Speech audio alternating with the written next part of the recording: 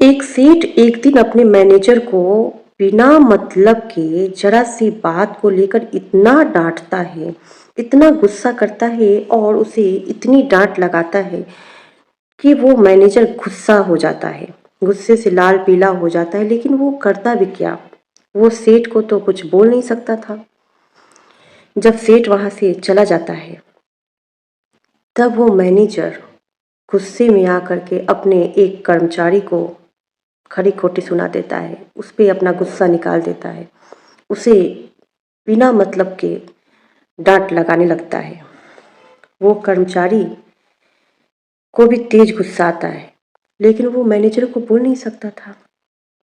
वो कर्मचारी करता क्या करता, वो भी गुस्से में आकर के जाकर वॉचमैन को खरी खोटी सुना देता है। वॉचमैन पे इतना चिल्लाता है, कहीं ज्यादा तेज गुस्सा करता है।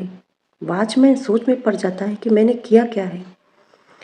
वॉचमैन को भी बहुत तेज गुस्सा आता है, लेकिन वो क्या कर सकता था, कर्मचारी पे बोल नहीं सकता था।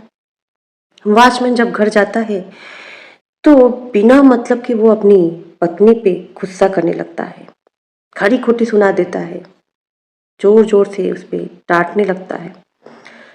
पत्नी भी को भी बहुत तेज गुस्सा आता है, लेकिन वो क्या करती, वो कमरे के अंदर जाती है और अपने बच्चे के पीठ पे धमाधम धमाधम देने लगती है।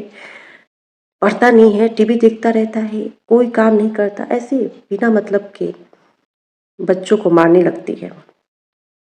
बच्चा, उसे भी तेज गुस्सा आता है, लेकिन वो क्या करता, माँ को तो कुछ बोल नहीं सकता है।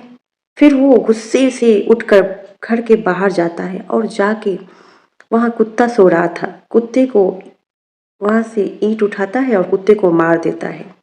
कुत्ता भी के करता हुआ उठता है, वहाँ से भागता है। कुत्ता भी सोचने लगता है कि मैंने क्या किया है, मुझे बेमतलब क्यों मारा जा रहा है। वो कुत्ता भी गुस्से से जाता है और दूर भागते भागते जाके एक आदमी को जोर से काट लेता है।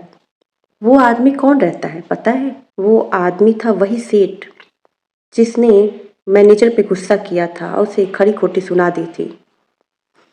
जब उसे कुत्ते ने काट लिया तो जब तक जीवित रहे तब तक यही सोचते रहे कि आखिर वो कुत्ते ने मुझे क्यों काटा, मैंने उसका क्या बिगाड़ा था। और दिन तो वो मेरे पीछे पीछे दुम हिलाता था और ऐसा ही वो सोचते रह गए कि आखिर मैंने क्या किया था कि उसने मुझे इतनी बुरी तरह से काटा। मित्रों, कर्मों का फल ऐसे ही मिलता है।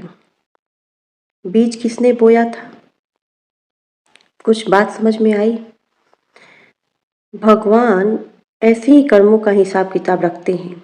कई बार हमसे जाने अनजाने में भी हमारे व्यवहार से हमारे कारण कई लोगों को दुख पहुंचता है, कई लोगों का दिल टूटता है, कई लोगों का तो बहुत बड़ा नुकसान हो जाता है।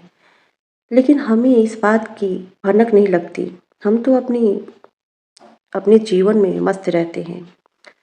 लेकिन वो भगवान है ना, वो सब देखते हैं, वो सब जानते हैं और वो हमारे कर्मों का फल हमें देते हैं।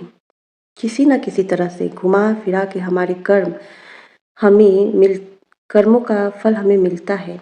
जब हमारे साथ कुछ बुरा होता है या कोई हमारे साथ बुरा करता है तो हम यही सोचते रह जाते हैं कि हमने तो किसी का कुछ नहीं बिगाड़ा, फिर हमारे साथ ऐसा क्यों हुआ।